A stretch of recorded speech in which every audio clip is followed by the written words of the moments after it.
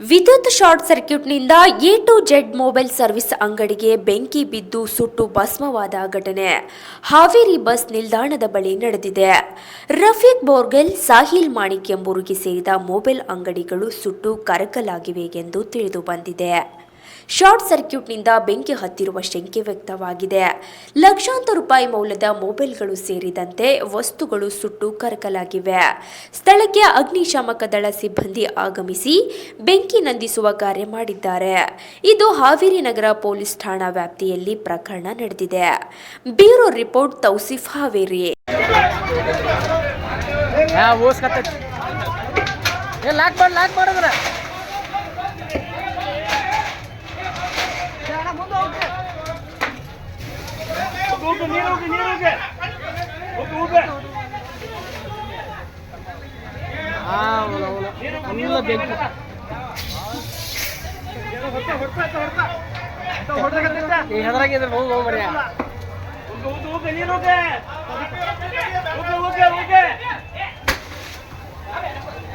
ಗಾಡಿ ಬಂತ ನೋಡ್ರಿ, ಅದ